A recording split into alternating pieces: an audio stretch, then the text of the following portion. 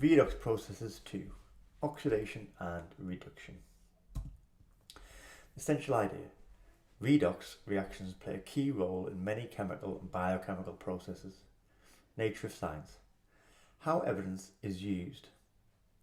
Changes in the definition of oxidation and reduction from one involving specific elements, oxygen and hydrogen, to one involving electron transfer, to one involving oxidation numbers is a good example of the way scientists broaden similarities to general principles.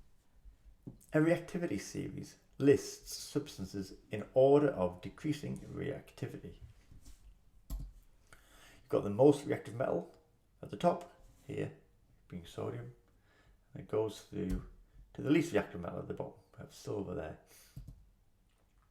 When metals react, they tend to lose electrons, so they're giving up an electron.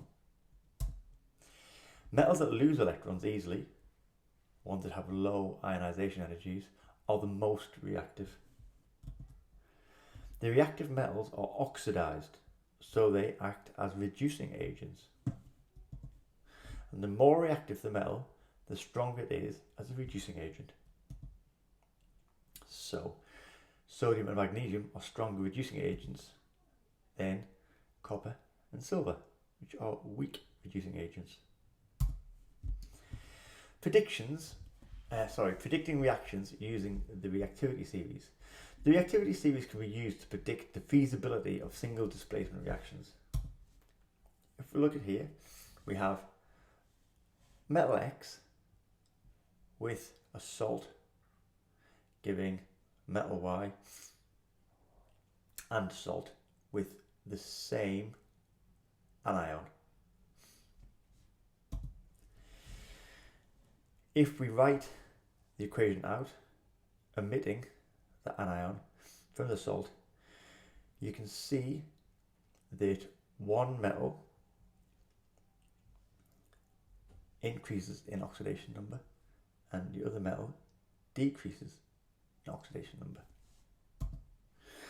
Any metal higher in the activity series will displace the metallic ion lower in the activity series from an ionic compound in aqueous solutions. So a new metal and a new metallic ion will form. Let's have a look. Copper and silver nitrate. Okay, so we've got some copper Y in here. Pour in some silver nitrate solution and a reaction will take place. You can see the silver is the very bottom there, the least reactive. Copper metal was one above. So we've got copper reacting with silver nitrate, single displacement to give us silver solid and copper nitrate solution. So where the copper is increasing in oxidation number, the silver is decreasing in oxidation number. The copper metal is a stronger reducing agent than the silver metal. Okay, this time let's look at iron and copper 2 sulfate. I bet you can guess what's going to happen this time, because we can just look over here, can't we? We can look where the iron is, and we can look where copper is. So iron metal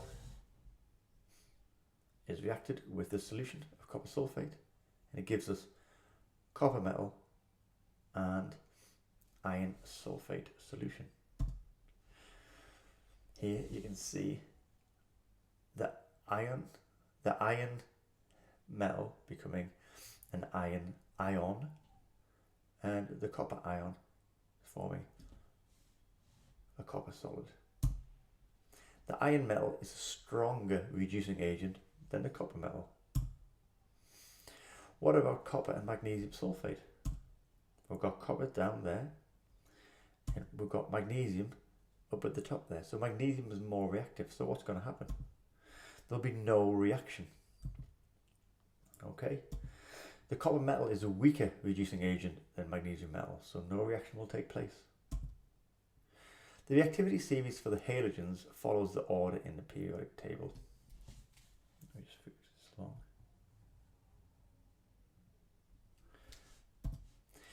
So fluorine is the most reactive halogen, iodine least reactive in this list. When halogens react, they tend to gain electrons to form anions. Halogens that gain electrons easily are the most reactive. Reactive halogens are reduced, so they act as oxidizing agents. The more reactive the halogen, the stronger it is as an oxidizing agent. So fluorine is a strong oxidizing agent, iodine a weak oxidizing agent. Predicting reactions involving halogens using the reactivity series. The reactivity series can be used to predict the feasibility of single displacement reactions involving halogens. Here we have a halogen reacting with a metal halide, and you can see a new halogen is formed and a new metal halide is formed. You can see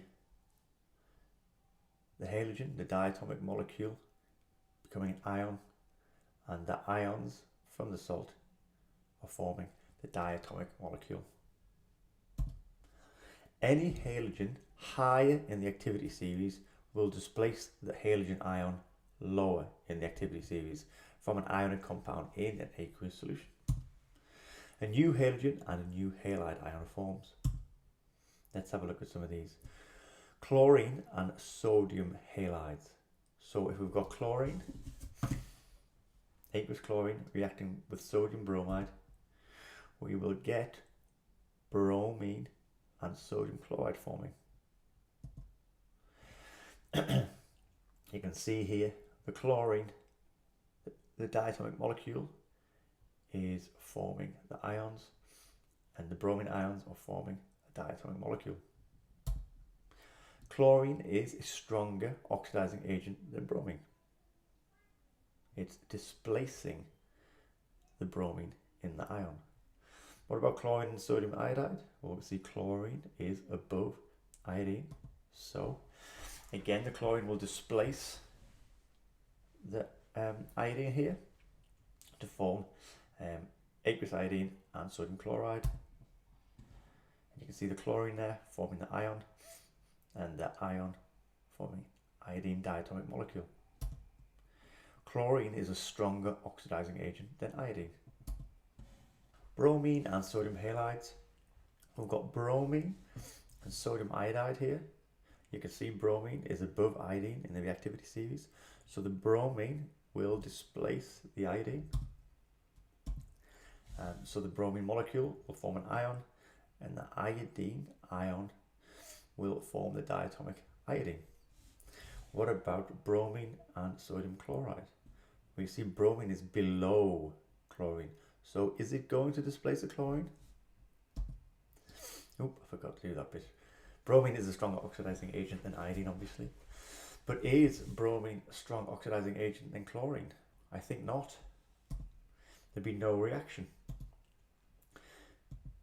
Bromine is a weaker oxidizing agent than chlorine. Iodine and sodium halides. If iodine's at the bottom here, it's always going to be below it in the reactivity series. And so we're going to get no reaction with sodium bromide because iodine is a weaker oxidizing agent. And if it's weaker than bromine, it's most certainly going to be weaker than chlorine, which is even higher in the reactivity series. So we'll get no reaction there either, as iodine is a weaker oxidizing agent than chlorine. Deducing a reactivity series. Remember, reactive metals form positive ions. In this example, you can see that nickel here is displacing copper to form nickel sulfate, and a copper solid is being formed. So the nickel metal is reacting to give nickel ion. So nickel is more reactive than copper. Nickel is the stronger reducing agent. Example 2. we've got gold with copper sulfate, and there's no reaction. From this we can conclude that the copper ion remains as the copper ion, so copper is more reactive than gold. Copper is the stronger reducing agent. Deduce the reactivity series for the metals X, Y and Z. You can see that the metal Z does not react with the X sulfate, and so we know that X must be more reactive. And you can see here that metal Z does react with Y sulfate, and so we know that Z must be more reactive than Y.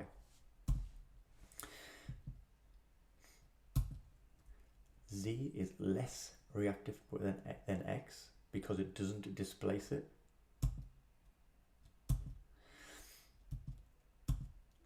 And Z is more reactive than Y as it does displace it. And so we can then put these in order, with X being the most reactive, Y being the least reactive. X is the strongest reducing agent. You should watch this video, it's pretty good, which shows you how to deduce a reactivity series based on the chemical behaviour of a group of oxidizing and reducing agents. Splendid. Goodbye.